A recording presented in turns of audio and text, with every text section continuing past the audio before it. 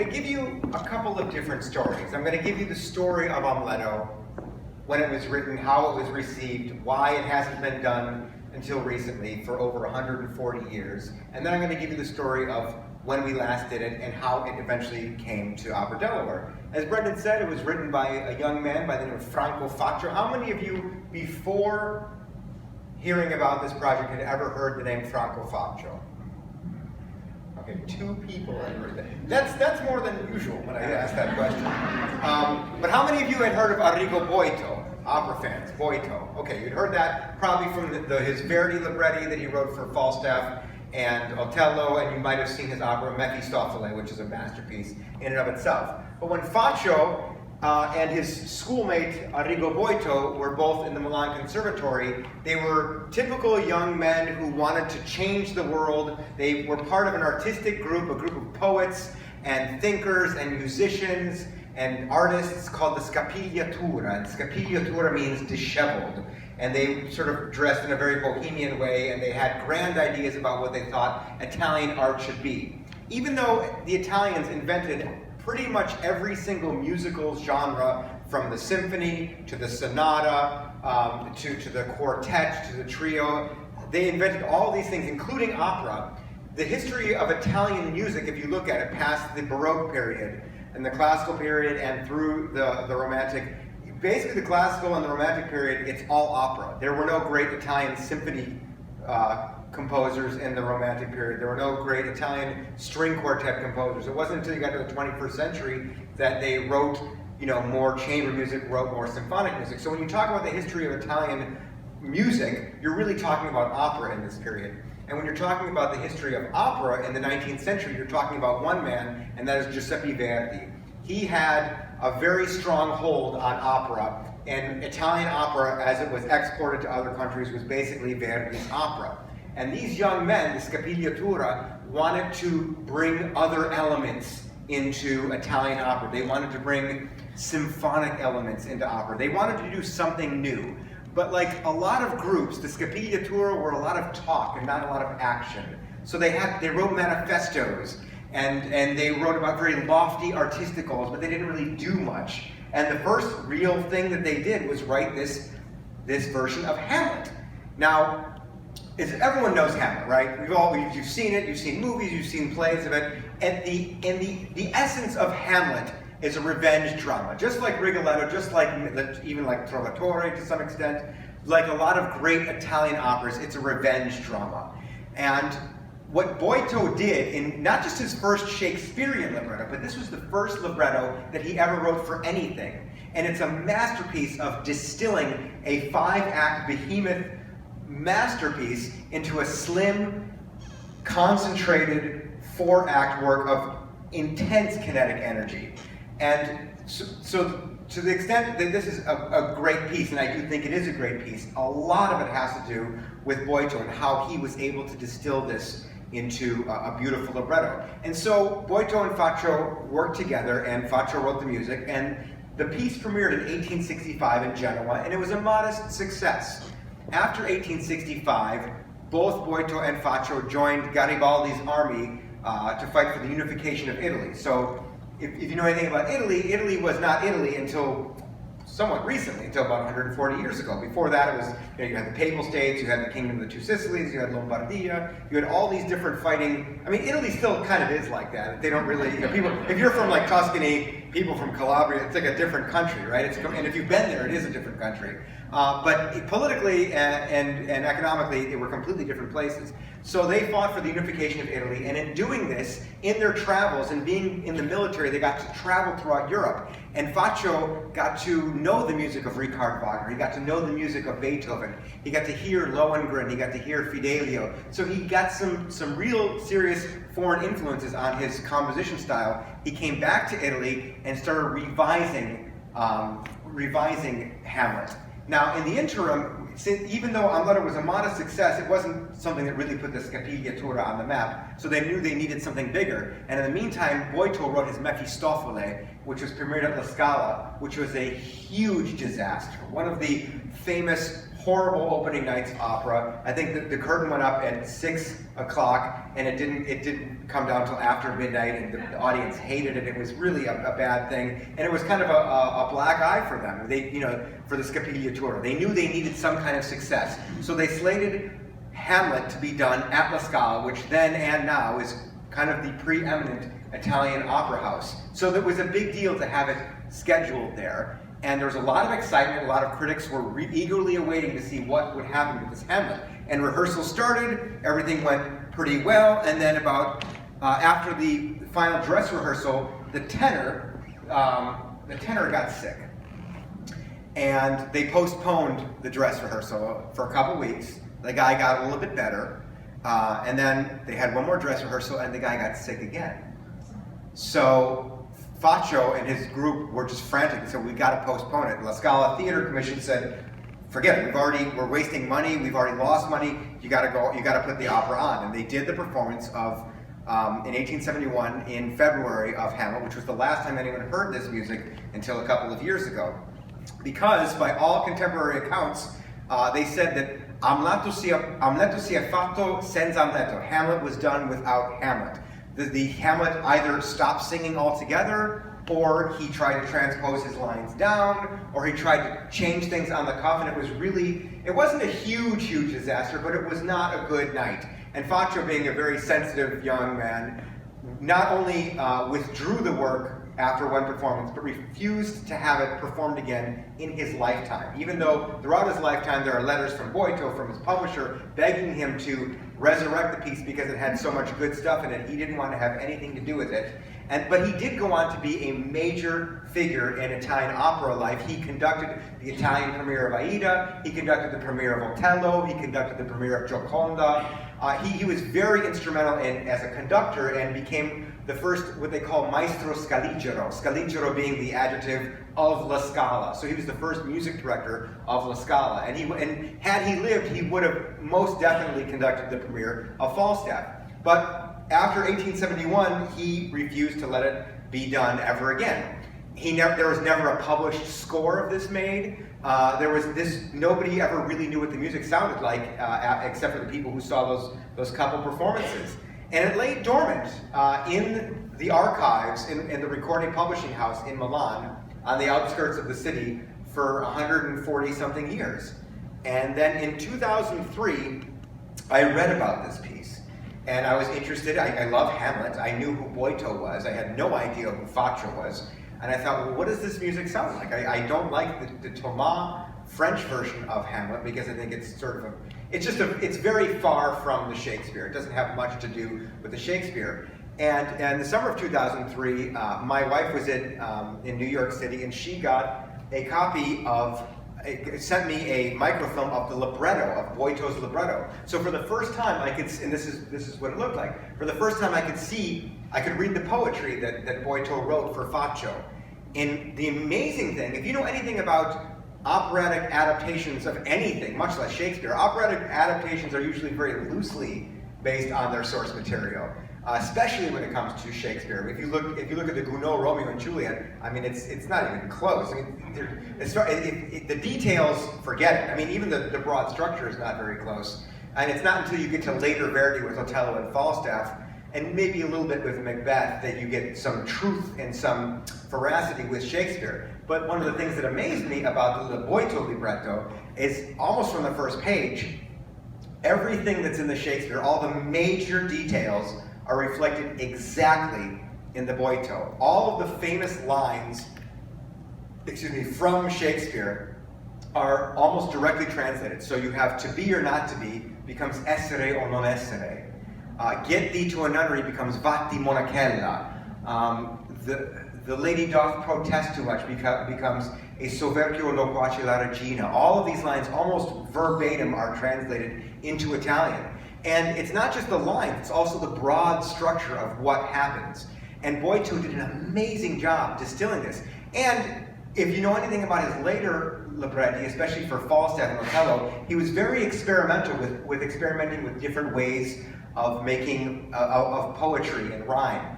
And if you really look at the poetry that's going on in this, it's quite amazing. And one brief example is every time the ghost of Hamlet's father speaks, his meter and his rhyme scheme matches exactly the meter and rhyme scheme that Dante used in the Inferno. So it's a conscious literary and poetic device to make it sound older. I mean, every Italian reads Dante in school, and so the way that these rhymes interlocked and this technique called terza rime, it just sounds like Dante, and it sounds like something older. It sounds like something ancient and mysterious. So it's already at the age of 23 or 24, Boito is experimenting with these radical ideas in poetry. And if you think about Hamlet, it does make sense within the context of a mid-19th century Italian opera. You have a hero, a very torn hero, who is a tenor. You have the bad guy, who's a baritone, the king. You have a beautiful lyric soprano, who's Ophelia, who finally goes mad and gets a beautiful lyric soprano mad scene. The ghost of Hamlet's father is a basso profondo, and all the elements of great Italian opera are reflected in this work. So I got the libretto. My wife sent me a copy of it. This was in the summer of 2003. I was in a company called Opera North in New Hampshire at the time. There was also a budding young bass singing there at the time by the name of Brendan Cook, who I met that summer. And he said, "What are you working on?" And I told him what I was working on. And so little by little, this was back before the internet was really the behemoth it is now. And I wrote away to different people, and I finally got a hold of Ricordi, and they were transferring all of their materials, all of their archives, from the periphery of Milan into the center of the city, in the Brera district. And they said, we can't send you this manuscript, which is Faccio's work, but we have a microfilm of it, and we can send it to you that way. And so my mom called me one day, and she said, we just got this package from Italy, and what do you want me to do with it? And I said, can you go to the library and photocopy a few pages of this, because I'm curious what this is. And so she photocopied about 20 pages of this 950 plus page manuscript, and she sent it to me. And this is what I received in the mail. So the first page is just a title page. Amleto writes as Hamlet, number 612, Minister of Agriculture, Industry and Commerce, etc., etc., etc. There's a little stamp, like the Director of Commerce made a nice little stamp, and then etc., etc. Franco Faccio signed at the bottom. So it's kind of exciting. This is the title page, and this is his handwriting. What does the first page look like? So the first page of the score looks like this. Now, if you don't know how many of you read music in the audience? Okay, so about half. So for those of you who don't read music, that looks like Swahili. It makes no sense to you. It's completely foreign looking. But I gotta tell you, even for someone who does read music, this is not very clear of what's going on. You can sort of see that there's staff lines, you know. I can see this as violini, violins, viole, flauto, flute, ottavino, which means piccolo, oboe, etc., etc. But if you look at a score, the strings are up here. Usually they're supposed to be down here. Everything's weird. I said, I think that says andante, but I have no idea what this word means. So it was very, this is 4 measures. There are tens of thousands of measures in this piece. And again, over 950 pages. So I get this in the mail, and oh my God, okay, well, and so I started putting it together. Just out of curiosity at the time, right? Because I'm doing other things, not much, but I'm doing other things. And so I started putting it together little by little. What does this sound like? After Opera North, I kept in contact with Brendan. He and I both went to Sarasota later on that year. But I started putting it together. I was living with my parents at the time. And it was just a project out of curiosity. At any point, if it got boring, I would have just stopped, because it's a huge project. Why keep doing this? But every time I discovered something, it piqued my curiosity. And I would be done. It'd be like 2 in the morning. And I'd be done transcribing it out, but then I would look forward and say, oh, well, the next scene is the to be or not to be scene. I wonder what that sounds like. And then, 7 hours later, the sun's coming up, and I haven't slept at all. And then I go to the piano and I kind of play it out. And say, this is really interesting. What is this like? And again, all of the things of an Italian opera are in there. So the scene in Hamlet, which is known as the closet scene, it's the scene between where Hamlet and his mother are fighting, and the ghost arrives to say, you need to focus on the task at hand, and avenging me, and Hamlet and the ghost start speaking, and his mother sees Hamlet talking, but she sees nothing, she doesn't see the ghost, so she thinks he's gone mad. In the opera, this becomes an amazing trio,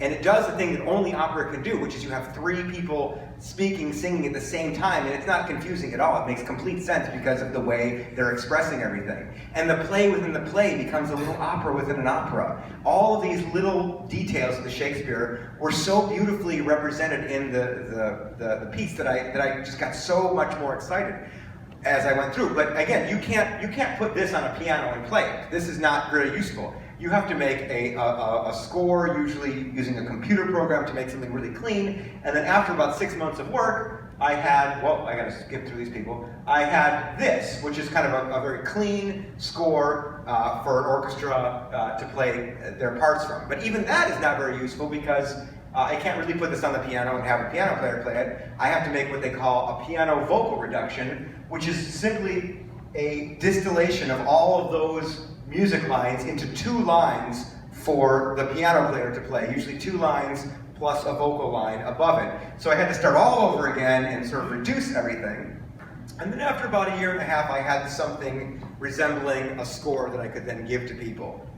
But it being a piece that hadn't been done since 1871, nobody really cared about it, right? So I had done all this work, I shopped it around, we even did a small preview of it for Placido Domingo in New York because he was considering it at one time. Nothing really happened with that. In the meantime, I became artistic director of a company in Albuquerque, New Mexico called Opera Southwest.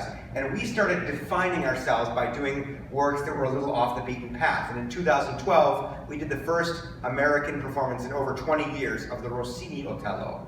Now, Rossini's Otello predates Verdi's by decades, and it held the stage for years as this amazing work, and then the Verdi opera came out and it kind of pushed it aside. But it is a great work in and of itself. And we did it, and it was a very big success. It was the first time Opera Southwest had ever been mentioned in opera news, when we got a lot of publicity out of it. And then the board was very excited about it, something that they had completely fought tooth and nail at the beginning. They got really excited about it, and they said, how are we going to up the ante on this? What are we going to do next? And I said, I happen to have a piece that you might be interested in. And I basically did this lecture to them ad nauseum, and I played excerpts for them, and they got on board, and they got really excited about it. So we decided to plan it for 2014. Also in the meantime, my friend who was a bass at Opera North, Brendan Cook, became artistic director of a company in Baltimore called Baltimore Concert Opera, and we formed a partnership whereby in October of 2014 we did a week of music rehearsals in Baltimore, and we did a concert version with piano and singers in Baltimore. And then the next day we all got on a plane and we took it to Albuquerque and did it with orchestra and costumes and lighting and sets, etc. And the Baltimore Concert Opera performances, again, were the first time a modern audience had heard this since 1871. And it was a big success. We had 2 sold-out performances. Ann Majette of the Washington Post said that this piece was the missing link between Verdi and Verismo. Tim Smith of the Baltimore Sun also raved about it. People started looking at this and saying, this is pretty impressive. When we did it in Albuquerque, it was just as big of a success. In Albuquerque, small town, 700,000 people, we're lucky if we get the Albuquerque Journal to review our operas. This time we had the London Financial Times come, the Corriere della Sera from Milan came. They also loved it, raved about it, said this piece deserves to be done more and more. And when Brendan was revamping the company at OperaDelaware and making it into a festival season, he decided to take more risks. He said, look, you and I have sort of known about this piece for years. Why don't we do this in Delaware? And I said, absolutely. Let's do this, and let's do it with something as crazy as Falstaff. And we're gonna really take the opera world by storm. As he mentioned, the Washington Post mentioned this as one of the top 5 things to see in the area this spring. We're going to have critics from New York, from Philadelphia, from all over the place. Opera News is going to be coming to review it, and so it's already getting quite the buzz. After it's in Delaware, it's going on to the Bregenz Festival in Austria, which is one of the biggest summer opera festivals in the entire world. So little by little, this piece is getting a life of its own, and it's really exciting to think about. With the exception of the audiences that heard it in Baltimore and that heard it in Albuquerque, you guys will be the first audiences to hear it since 1871. And then it's going to go on to Bregenz. Hopefully other companies will pick it up, and you'll be able to say, I heard that before it went everywhere. I mean, how many great works can you say that? I mean, none of us were there at the first performance of Bohème. You know, none of us were at the first performance of Butterfly. So it's a really exciting thing to think about. And I know you're all thinking, okay, but what does it sound like? Because that's where the test is, right? This is all great talk, hype. Oh, you got us so excited, Anthony. But what does it sound like? We're going to give you a little taste here at the end. Well, this is the Baltimore Concert Opera performance that we did, and then we took it again, as I said, the next day to Albuquerque. This is from the opening night that we did, and we're going to give you a couple tastes. We're going to give you first a taste of the Hamlet aria, "To Be or Not to Be," and we have an audio presentation of that, and then you're going to hear live singers. I'm going to let Brendan introduce that, but we're going to just hear very briefly the "To Be or Not to Be" soliloquy from Act 2, Scene 1.